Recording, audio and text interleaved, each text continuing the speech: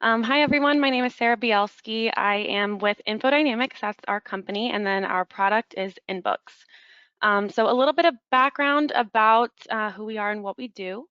We started in the late 90s actually as a document management company, and then from there dove headfirst into the accounting world, specifically working with the Sage line of products as well as a few others, and more specifically with this group, of course, Sage 300.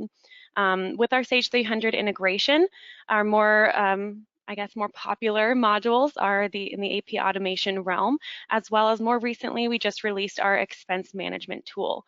So I have a few slides to go through, just give you a little bit more information about InBooks, and then I will jump over to demo a little bit of that as well. All right, so I want to touch first on just a few pain points that you might be facing with your, accounting process and/or with the idea if you've tried to explore some automation in the past. So first, we all know how frustrating it can be to have to track down people for approvals on invoices. Um, so routing documents for approval is definitely a big one. And then kind of on a similar note, expense reconciliation. So if you guys have company credit cards or even reimbursement style of expenses and you have to collect the receipts for those, it is definitely a pain having to hunt down employees and ask for their receipts if they didn't submit them quite yet. So that is definitely a pain point as well. And then on the other side, looking on more of if you've looked into automation before, some of the pain points that you may have come across or faced on that front are some systems will ask you to create OCR templates or zones per vendor, having you create this layout for a vendor's invoice that it has to follow every time.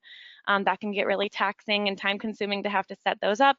And then additionally, having to go back, let's say the vendor, changes their invoice format, you have to go back and redo that. And then similarly, affordability. That's a huge, huge thing that obviously these systems are going to be a commitment from your side, and we understand that too. So a little bit about the solutions that we can offer with our system with InBooks is first, of course, our Sage integration. With the whole process, with our approvals workflow, as you can kind of see down that line there, we do ultimately push into Sage so that you guys don't have to do the manual data entry, eliminating the human error and all of those fun things there. With that as well, our AP automation is also going to remove a lot of that human error, making things really seamless, and it's going to work across the platforms.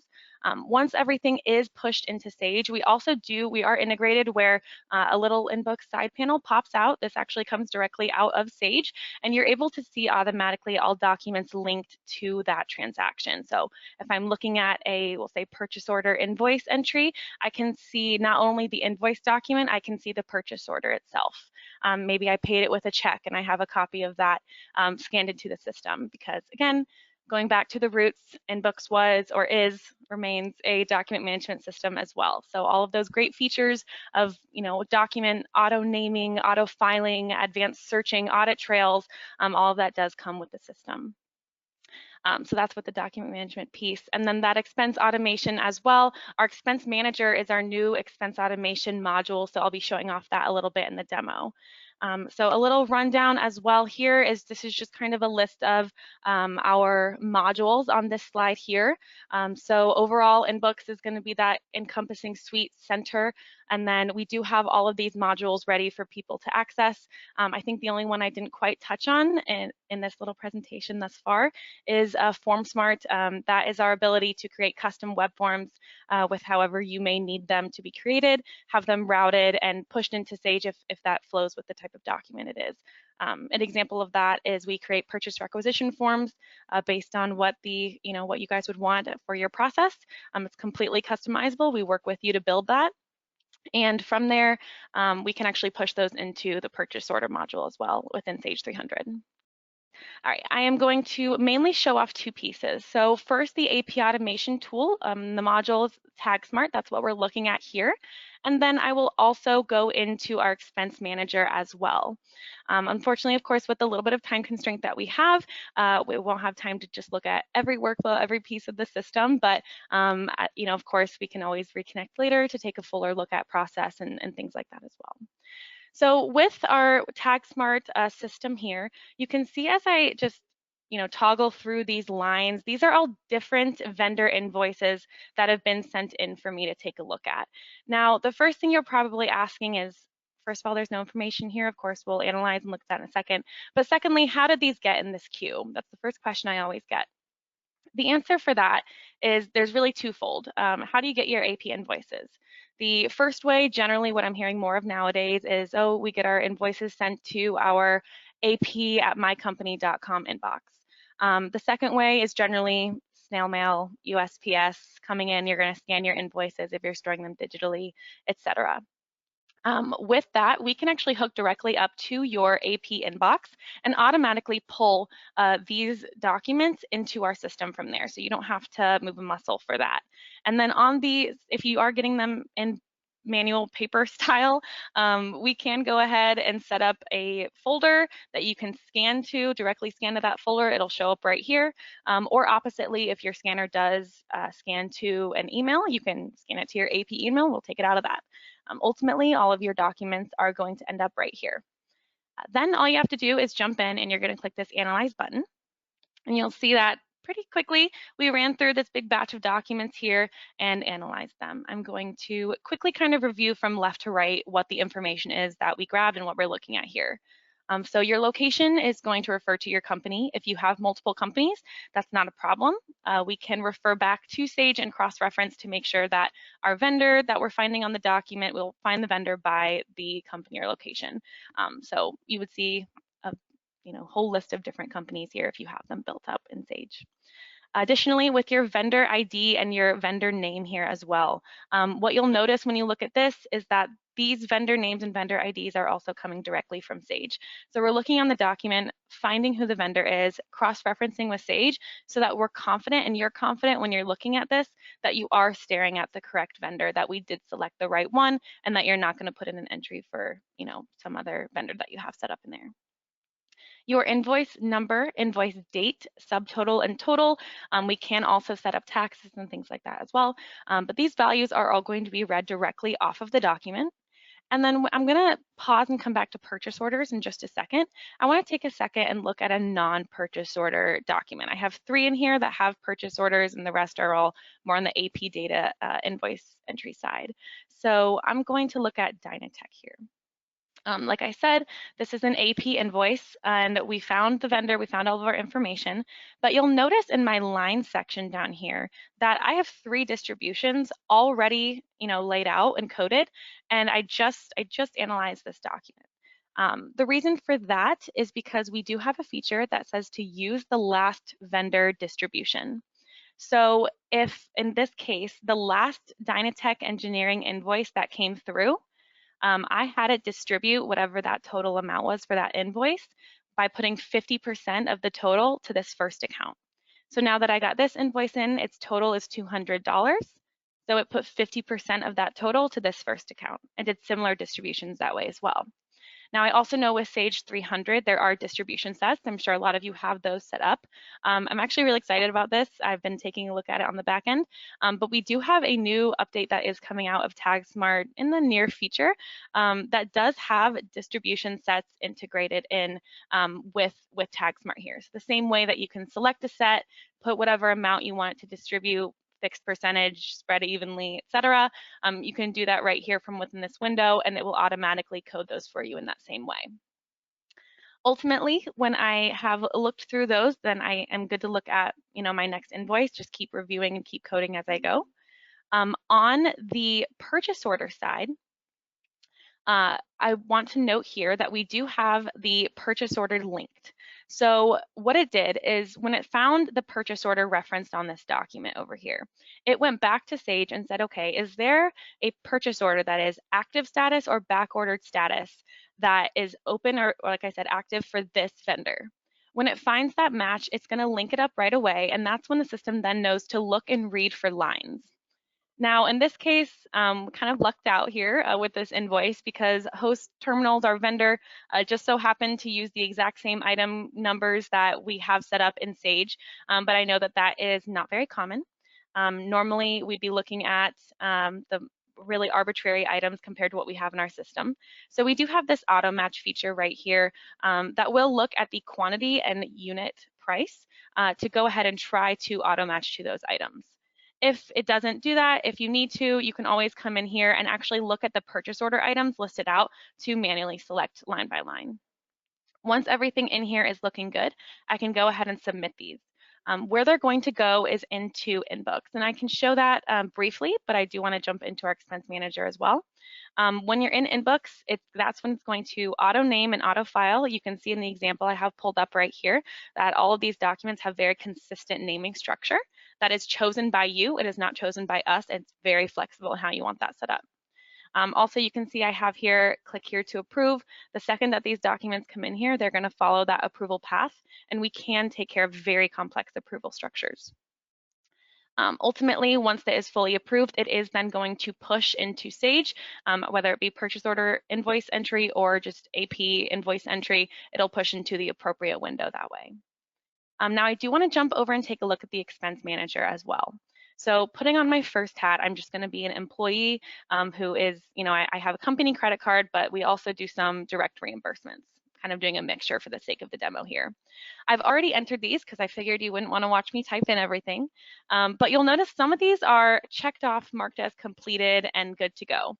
In this case, this was a mileage reimbursement. You can see here I have some different forms, and I'll show you what those look like as well. But I submitted my mileage. It actually auto-calculated this based on the per mileage calculation that we have set up in the system, again, configurable by you, and submitted it. It's marked as completed. This is the amount that I'm submitting to get reimbursed on. Similarly, you'll notice this guy down here is also marked as completed. That's because we marked it as a direct reimbursement. So again, I'll show you that form in just a second. Now I do have these other two that are not marked as complete at all. That's because when I submitted these receipt documents, I said that these actually belong to my company credit card. And so what it's doing is it's waiting for me to it's waiting for the statement to come in.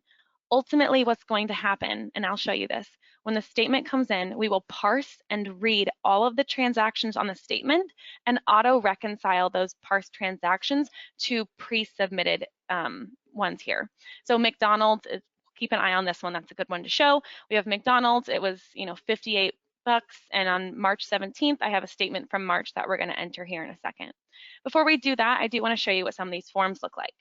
This is, again, fully customizable. You'll see that's quite a theme with the INBOOKS system. It is very flexible and very malleable to what your process is. Ultimately, what we'll generally want for sure is the date and the total. Other than that, you can have them fill out whatever they want, but then they can select here. In this case, I'm logged in as Christopher Davis.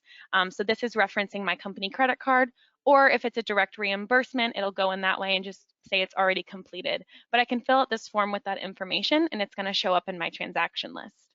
Now let's go ahead and fill out a meal reimbursement as well. We can, of course, set these up for meals per diem. So for example, and again, totally malleable to what you would want to see, but I'm going to select, oh, this was a breakfast meal. I'm saying here, yep, I agree. I get $20 for my breakfast. And this was a breakfast for the Smith project.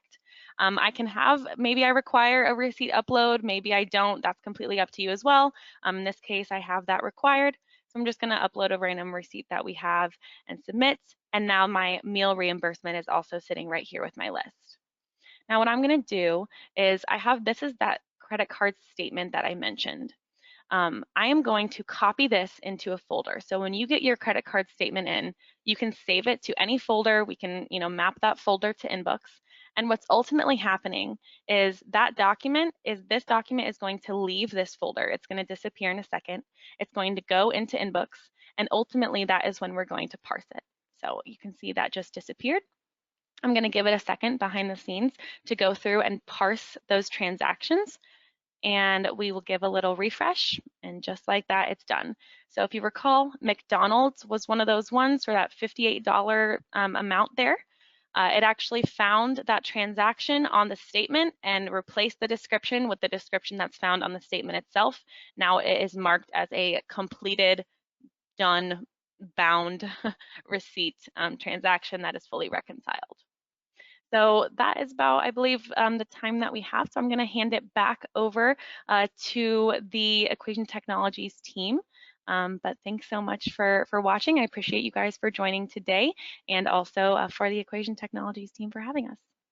If you do want any additional information, you can always reach out, talk to Occasion Technologies. They can help to get a demo scheduled. And of course, follow us on social media as well. Great, thank you, Sarah. Any questions? I have one question in here so far. How do approvers get notified?